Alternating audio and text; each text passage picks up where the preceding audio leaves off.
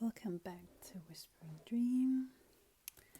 Today we're going to read C.S.Lewis, The Chronicles of Narnia, The Magician's Nephew.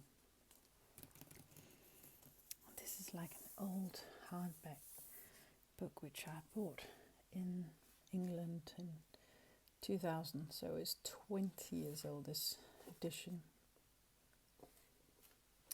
So quite excited. Let's get started. First I'm going to read what it says here. C.S. Lewis, The Chronicles of Narnia, The Magician's Nephew. When Diggory and Polly are tricked by Diggory's peculiar Uncle Andrew into becoming part of an experiment, what happens to the children is far beyond anything even the old magician could have imagined. Hurled into the wood between the worlds, Polly and Diggory soon find that they can enter many worlds through the mysterious pools there. In one, they encounter the evil Queen Jadis, who wreaks havoc in the streets of London when she is accidentally brought back with them. When they finally manage to pull her out of London, unintentionally taking along Uncle Andrew and a coachman with his horse, they find themselves in what was come to be known as the land of Narnia. This is the first book of the Chronicles of Narnia. C.S. Lewis shows the glorious birth of the land of Narnia at the hand of its unforgettable king. It is followed by 6 more books that collectively tell the story of a magical world that has become a real one as our own. Okay, The Magician's Nephew.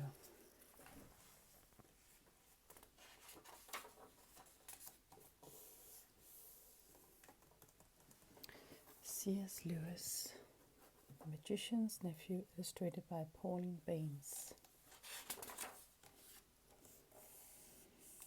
To the Kilmer family. Context. So the first chapter I will read today is chapter 1, The Wrong Door.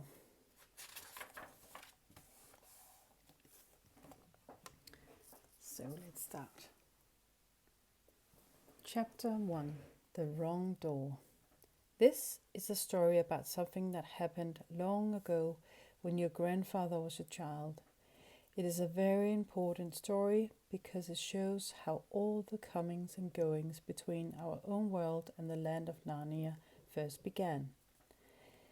In those days, Mr. Sherlock Holmes was still living in Baker Street, and the Bastables were looking for treasure in the Lewisham Road. In those days, if you were a boy, you had to wear a stiff Eton collar every day, and schools were usually nastier than now. But meals were nicer, and as for sweets, I won't tell you how cheap and good they were, because it would only make your mouth water in vain. And in those days, there lived in London a girl called Polly Plummer.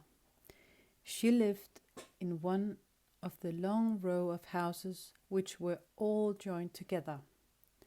One morning she was out in the back garden when a boy scrambled up from the garden next door and put his face over the wall. Polly was very surprised because up to now there had never been any children in that house, but only Mr. Ketterley and Miss Ketterley, a brother and sister, old bachelor and old maid, living together. So she looked up full of curiosity. The face of a strange boy was very grubby. It could hardly have been grubbier if he had first rubbed his hands in the earth, and then had a good cry, and then dried his face with his hands. As a matter of fact, this was very nearly what he had been doing. "Hullo," said Polly. Hello, said the boy. What's your name? Polly, said Polly. What's yours? Diggory, said the boy. I say, what a funny name, said Polly. It isn't half so funny as Polly, said Diggory. Yes, it is, said Polly. No, it isn't, said Diggory. At any rate, I do wash my face, said Polly, which is what you need to do, especially after. And then she stopped. She had been going to say, after you've been blubbering, but she thought that wouldn't be polite. All right, I have then, said Diggory in a much louder voice, like a boy who was so miserable that he didn't care who knew he had been crying. And so would you, he went on, if you had lived all your life in the country and had a pony and a river at the bottom of the garden, and then had been brought to live in a beastly hole like this. London isn't a hole, said Polly indignantly. But the boy was too wound up to take any notice of her, and he went on. And if your father was away in India, and you had to come and live with an aunt and an uncle who's mad, who would like that? And if the reason was that they were looking after your mother, and if your mother was ill and was going to die. And then his face went the wrong sort of shape, as it does when you're trying to keep back your tears. I didn't know, I'm sorry, said Polly humbly. And then, because she hardly knew what to say, and also to turn Diggory's mind to cheerful subjects, she asked, Is Mr. Ketterley really mad? Well, either he's mad, said Diggory, or there's some other mystery. He has a study on the top floor, and Aunt Letty says I must never grow up there. Well, that looks fishy to begin with. And then there's another thing. Whenever he tries to say anything to me at mealtimes, he never even tries to talk to her. She always shuts him up. She says, Don't worry the boy, Andrew, or I'm sure Diggory doesn't want to hear about that, or else, Now, Diggory, wouldn't you like to go out and play in the garden? What sort of things does he try to say? I don't know. He never gets far enough, but there's more than that. One night, it was last night in fact, as I was going past the foot of the attic stairs on my way to bed. And I don't much care for going past them either. I'm sure I heard a yell. Perhaps he keeps a madwife shut up there. Yes, I have thought of that. Or perhaps he's a coiner, or he might have been a pirate, like the man at the beginning of Treasure Island, and be always hiding from his old shipmates. How exciting, said Polly. I never knew your house was so interesting.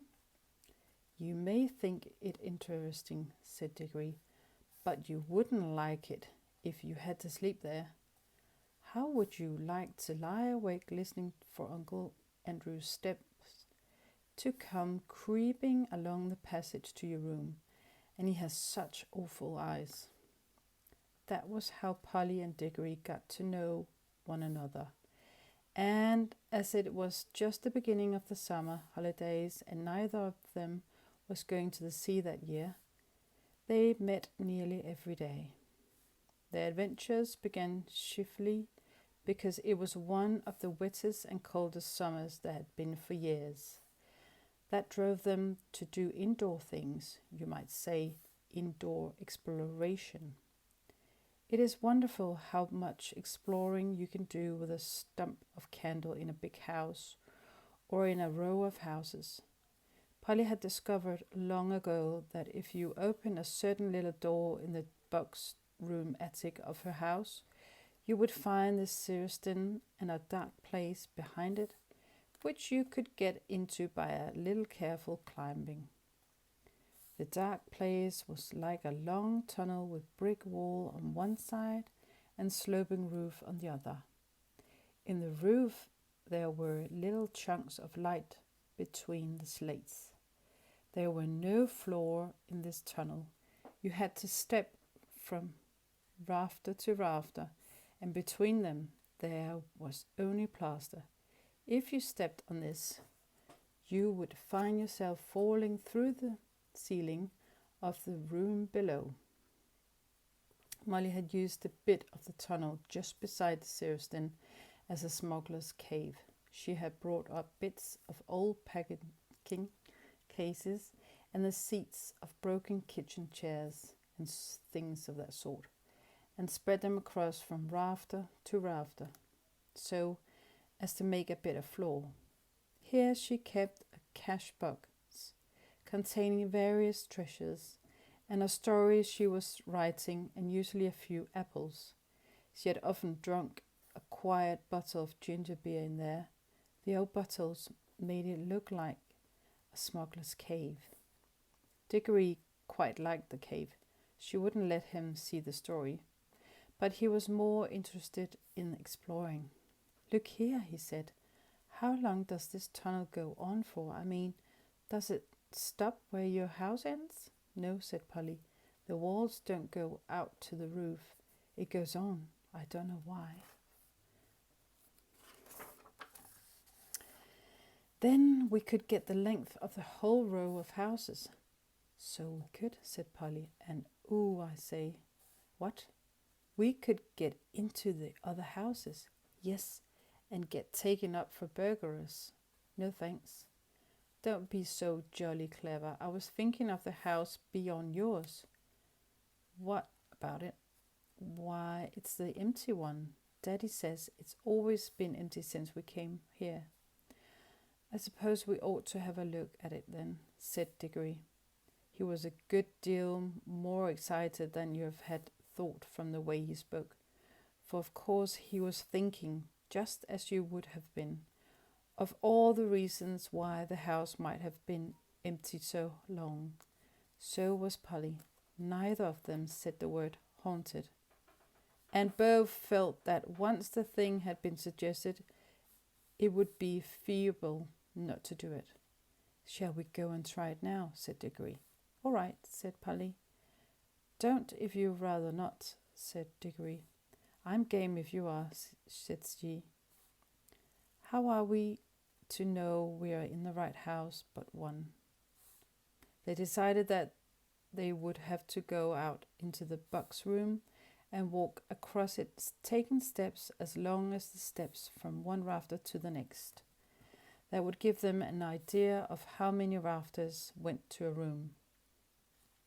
Then they would allow about 4 more for the passage between the 2 attics in Polly's house, and then the same number for the attics in Polly's house, and then the same number for the maid's bedroom as for the box room. That would give them the length of a house. When they had done that distance twice, they would be at the end of Diggory's house. Any door they came to after that would let them into an attic of the empty house. "But I don't expect it really empty at all," said Diggory. "What do you expect?"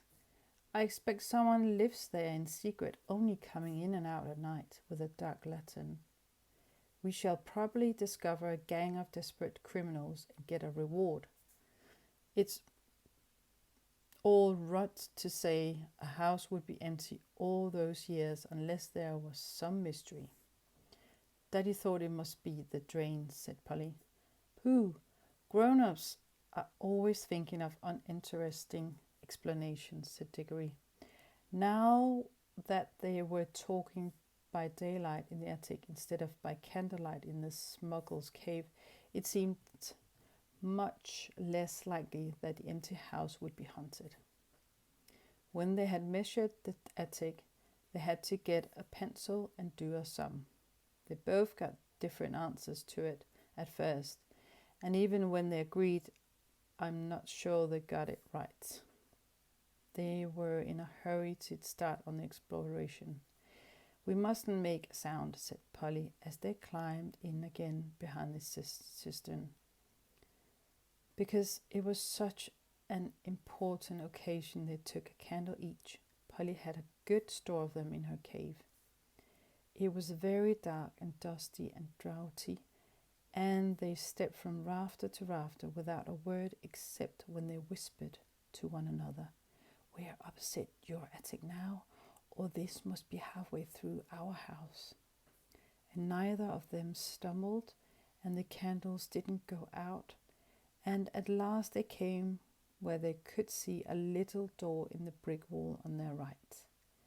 There was no bolt or handle on this side of it, of course, for the door had been made for getting in, not for getting out.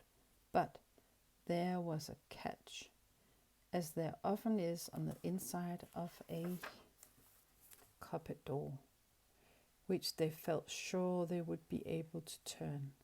"Shall we?" said Diggory. "I'm game if you are," said Polly, just as she had said before. Both felt that it was becoming very serious, but neither would draw back. Diggory pushed round the catch with some difficulty. The door swung open, and the sudden daylight made them blink. Then, with a great shock, they saw that they were looking not into a deserted attic, but into a furnished room. But it seemed empty enough. It was dead silent. Polly's curiosity got the better of her. She blew out her candle and stepped out into the strange room, making no more noise than a mouse. It was shaped, of course, like an attic, but furnished as a sitting room. Every bit of the walls were lined with shelves, and every bit of the shelves was full of books. A fire was burning in the grate. You remember that it was very cold with summer that year. And in front of the fireplace, with its back towards them, was a high-backed armchair. Between the chair and Polly, and filling most of the middle of the room, was a big table piled with all sorts of things, printed books and books of the sort you write in, and ink bottles and pens and sealing wax and a microscope. But what she noticed first was a bright red wooden tray with a number of rings on it. They were in pairs, a yellow one and a green one together, then a little space, and then another yellow one and another green one. They were no bigger than ordinary rings, and no one could help noticing them because they were so bright. They were the most beautiful shining little things you can imagine. If Polly had been a very little younger, she would have wanted to put one in her mouth. The room was so quiet that you noticed the ticking of the clock at once, and yet, as she now found, it was not absolutely quiet either. There was a very, very faint humming sound.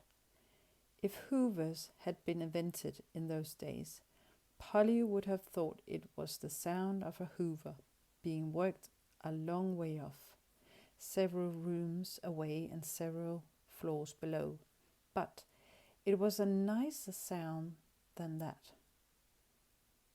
A more musical tone, only so faint that you could hardly hear it. "It's all right, there's no one here," said Polly over her shoulder to Diggory. She was speaking above a whisper now, and Diggory came out blinking and looking extremely dirty, as indeed Polly was too. "This is no good," he said. "It's not an empty house at all. We'd better bunk before anyone comes." "What do you think those are?" said Polly, pointing at the coloured rings. "Oh, come on," said Diggory. "The sooner—" He never finished what he was going to say, for at that moment something happened. The high-backed chair in the front of the fire moved suddenly, and there rose up out of it, like a pantomime demon coming out of a trapdoor, the alarming form of Uncle Andrew. They were not in the empty house at all. They were in Diggory's house and in the forbidden study. Both children said, "Oh," and realized their terrible mistake. They felt they ought to have known all along that they hadn't gone nearly far too enough. Uncle Andrew was tall and very thin. He had a long, clean-shaven face with a sharply pointed nose and extremely bright eyes and a great tousled mop of grey hair. Diggory was quite speechless, for Uncle Andrew looked 1,000 times more alarming than he had ever looked before. Polly was not so frightened yet, but she soon was. For the very first thing Uncle Andrew did was to walk across to the door of the room, shut it, and turn the key in the lock. Then he turned around, fixed the children with his bright eyes, and smiled, showing all his teeth. "There," he said, "now my fool of a sister can't get at you." It was dreadfully unlike anything a grown-up would be expected to do. Polly's heart came into her mouth, and she and Diggory started backing towards the little door they had come in by. Uncle Andrew was too quick for them.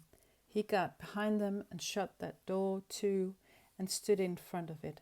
Then he rubbed his hands and made his knuckles crack. He had very long, beautiful white fingers.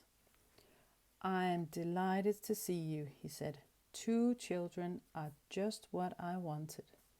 "Please, Mr. Ketterly," said Polly, "it's nearly my dinner time and I've got to go home. Will you let us out, please?" "Not just yet," said Uncle Andrew. "This is too good an opportunity to miss. I wanted 2 children. You see, I'm in the middle of a great experiment. I've tried it on a guinea pig and it seemed to work. But then a guinea pig can't tell you anything, and you can't explain to it how to come back." "Look here, Uncle Andrew," said Diggory. "It really is dinner time, and they will be looking for us in a moment. You must let us out now." "Must," said Uncle Andrew. Diggory and Polly glanced at one another. They dared not say anything, but the glances meant, "Isn't this dreadful?" and "We must humor him." "If you let us go for our dinner now," said Polly, "we would come back after dinner." "Ah, but how do I know that you would?" said Uncle Andrew with a cunning smile. Then he seemed to change his mind. Well, he said, "if you really must go, I suppose you must. I can't expect 2 youngsters like you to find it much fun talking to an old buffer like me." He sighed and went on. "You've no idea how lonely I sometimes am, but no matter. Go to your dinner, but I must give you a present before you go. It's not every day that I see a little girl in my dingy old study, especially, if I may say so, just a very attractive young lady as yourself." Polly began to think he might not really be mad after all. "Wouldn't you like a ring, my dear?" said Uncle Andrew to Polly. "Do you mean one of those yellow or green ones?" said Polly. "How lovely." "Not a green one," said Uncle Andrew. "I'm afraid I can't give the green ones away, but I'd be delighted to give you any of those yellow ones, with my love. Come and try one on." Polly had now quite got over her fright, and felt sure that the old gentleman was not mad, and there was certainly something strangely attractive about those bright rings. She moved over to the tray. "Why, I declare," she said, "that humming noise gets louder here. It's almost as if the rings were making it." "What a funny fancy, my dear," said Uncle Andrew with a laugh. It sounded a very natural laugh, but Diggory had seen an eager, almost a greedy look on his face. "Polly, don't be a fool," he shouted. "Don't touch them." It was too late. Exactly as he spoke, Polly's hand went out to touch one of the rings, and immediately, without a flash or a noise or a warning of any sort, there was no Polly. Diggory and his uncle were alone in the room. Okay, guys, that was chapter 1. If you would like me to read chapter 2, Diggory and his uncle, please leave a comment in the comment fields below. And please subscribe. Thank you very much for your support.